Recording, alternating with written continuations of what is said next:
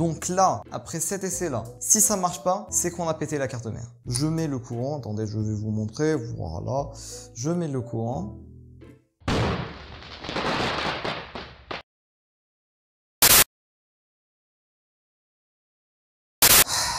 J'ai pas envie d'être là. Bon, eh bien, salut. Aujourd'hui, on va laver un PC à l'eau.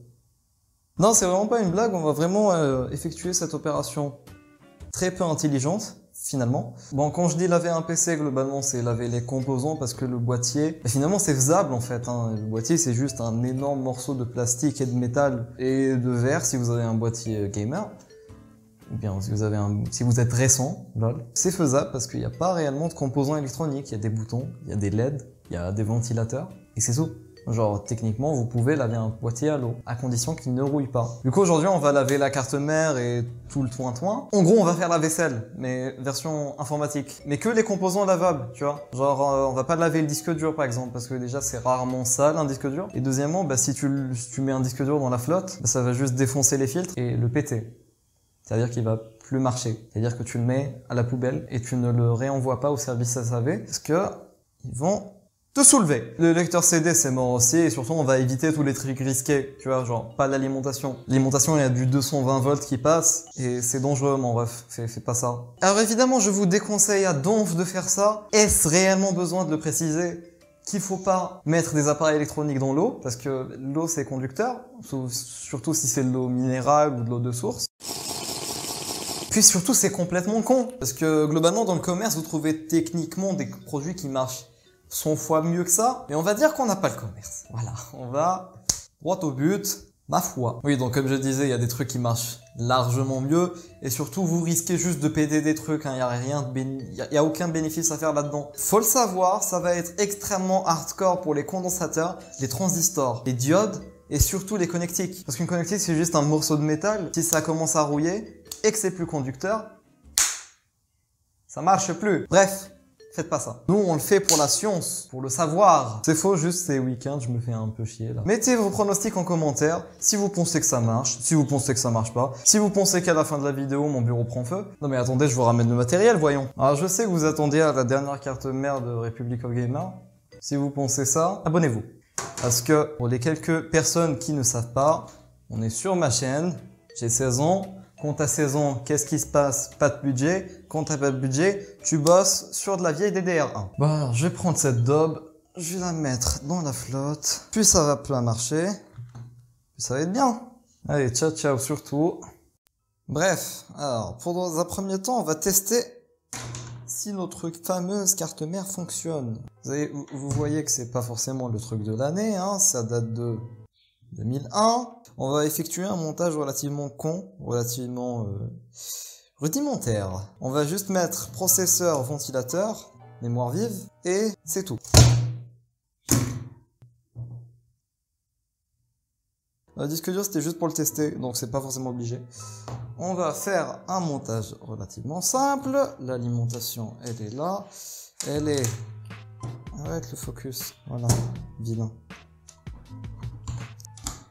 Bon alors, c'est un matériel relativement moyenâgeux, hein, pour ceux qui disent que c'est du gâchis et tout. Et ça m'a coûté au maximum 2 €, donc ce n'est absolument pas du gâchis. Et surtout, cette carte mère a de gros problèmes qui font que même en utilisation débile, genre, elle n'est pas intéressante. Qu'est-ce qu'il y a? Pourquoi elle rentre pas là?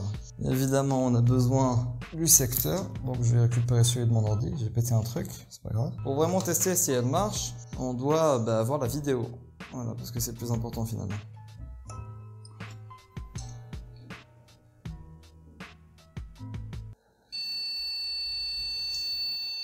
Ça marche absolument pas. Pourquoi ça marche absolument pas? C'est peut-être la RAM en fait. Hein. Bon, on va changer de RAM alors. Bon, de toute façon c'est pas ce qui manque. Bon là, ça devrait marcher normalement. Et voilà. Ça marche relativement correctement ma foi. Et même le disque dur est détecté, donc il devrait marcher a priori, parce qu'il fait pas de bruit chelou ni quoi. La carte mère fonctionne, elle tourne plutôt bien, le ventilo fait un max de bruit, mais c'est pas grave. Pour laver la carte mère, c'est très simple. Il vous suffit de déconnecter tous les trucs externes, de préférence. Si vous lavez un processeur, ben, l'eau peut rentrer à l'intérieur de l'IHS. L'IHS, c'est en fait c'est le morceau de métal par-dessus le die. Et si ça rentre, pour faire sécher l'eau, c'est très compliqué. Et du coup, ben, on enlève surtout les rames, parce que l'eau peut s'infiltrer en dessous de les puces. En dessous des puces. Ensuite, bah, vous enlevez le ventirad, hein, parce que pour enlever le processeur, c'est un peu logique. On enlève le ventirad. Globalement, voilà. Alors, on enlève le processeur. De toute façon, un processeur à nettoyer, c'est pas bien compliqué, parce que ce qui est sale dans un processeur, c'est la pâte thermique. Passez un coup de chiffon par-dessus. Et si vous mettez de l'eau, ça risque d'entrer en dessous, tu vois. Regardez-moi la quantité de poussière. Ça, c'est ma carte mère la plus sale, hein, que j'ai. Et je l'ai pas nettoyée exprès pour cette vidéo. Voilà, elle est dégueulasse. C'est pas très beau à voir. Mais on va la nettoyer. Donc, pour nettoyer, il vous faut un bac ou une bassine ou un récipient ou un bécher ou un mug ou un verre. J'en ai rien à foutre tant que ça fait la taille de votre carte mère. Et surtout, d'une vieille brosse à dents ou d'une brosse. Les principaux problèmes, c'est que l'eau s'infiltre dans les pores. Donc il faut vraiment, quand vous faites sécher la carte mère, vous laissez la carte mère comme ça, pour que l'eau puisse tomber. Aussi, il faut une température assez convenable pour que ça sèche. Si votre carte mère contient un BIOS amovible, enlevez-le, c'est la meilleure façon. Moi j'ai la flemme, donc on va faire comme ça. Et je vous reprends quand j'aurai terminé. Bon, on peut voir clairement que l'eau a changé de couleur, parce que je sais pas si c'était de la poussière ou si c'était du sable, ce qu'il y avait dedans, mais en tout cas, c'est toute la poussière qui date de 2001, ça c'est sûr. Elle était très sale, et maintenant elle est très propre, je vais juste la rincer. Et c'était juste pour vous donner un conseil. C'est dégueulasse. Quand vous utilisez un récipient, peu importe lequel, hein, prenez toujours un truc qui est clair, pas un truc bleu nuit, noir, parce que c'est... En fait, vous voyez mieux la transparence de l'eau et surtout vous voyez si vous avez cassé un truc, genre une diode, qu'est-ce que je raconte? Oui, n'importe quoi, si vous avez cassé un composant, genre des fusibles ou des trucs qui sont microscopiques, que vous voyez pas que vous avez cassé. Donc, a priori, il y a rien, voilà. Bon, après avoir fait goûter la carte mère, j'aurais jamais pensé dire cette phrase un jour dans ma vie. On peut voir qu'elle est beaucoup plus belle, beaucoup plus propre. Bon, si vous voyez ça, c'est de la rouille. Hein. Tout ça, c'est de la rouille. Donc, vous voyez vraiment que cette carte mère était en mauvais état. Et si je l'ai lavée, on s'en fout. Je m'en fous. Voilà, parce qu'il y aura toujours gens en commentaire qui viendra me dire que c'est du gâchis, qu'elle est très très bien et qu'elle fait tourner GTA 5 en ultra.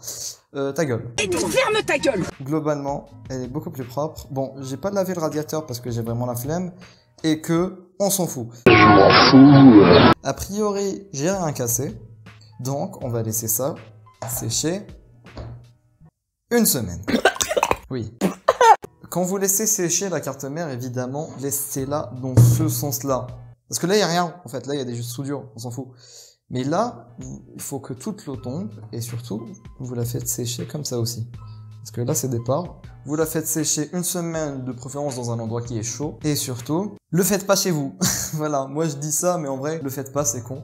Prenez de l'anti-crash, je crois que ça s'appelle. Enfin, je crois que ça s'appelle un nettoyant contact, nettoyant électronique, un truc comme ça. Ça lave très très bien et ça nettoie mieux que foutre sa carte mère dans la flotte qui est totalement con et ça va la péter. Bref, à dans une semaine, je vous fais des bisous.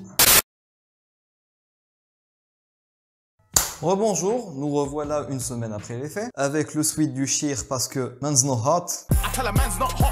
Dédicace. Tout ça pour dire que la jeune carte mère miteuse a eu droit à 7 jours de séchage. Là, tu sais, là j'ai un miroir pour avoir le rendu vidéo. Et mon dieu, la taille de mon front.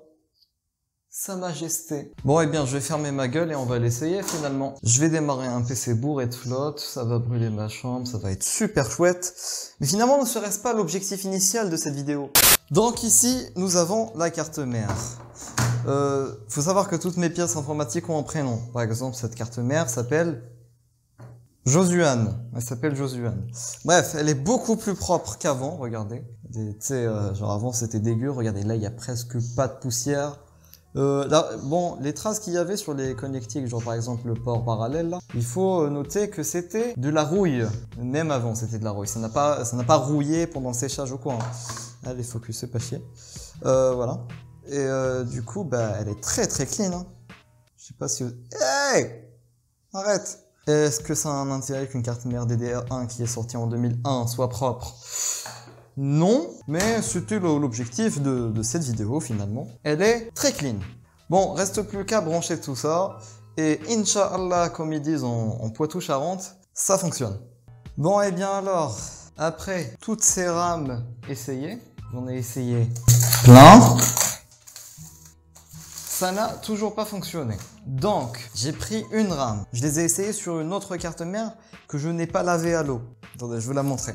J'ai essayé toutes les rames sur cette carte mère qui, je suis certain, fonctionne. Donc, la première rame ne marchait pas, qu'on a essayé en premier. La deuxième, elle marchait. Donc, je n'étais pas sûr non plus. J'ai utilisé une autre rame. J'ai fait un clear CMOS et j'ai changé le processeur. Donc là, après cet essai-là, si ça marche pas, c'est qu'on a pété la carte mère. Donc, je mets le courant. Le clear CMOS est au bon endroit. Ne démarrez jamais, ça c'est un conseil. Ne démarrez jamais une carte mère avec le clear CMOS qui est sur la position du flash.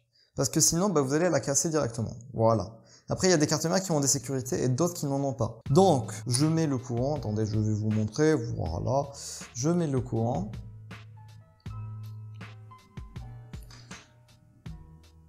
Le ventilo s'éteint, ça c'est normal. Parce que c'est assez après un démarrage long.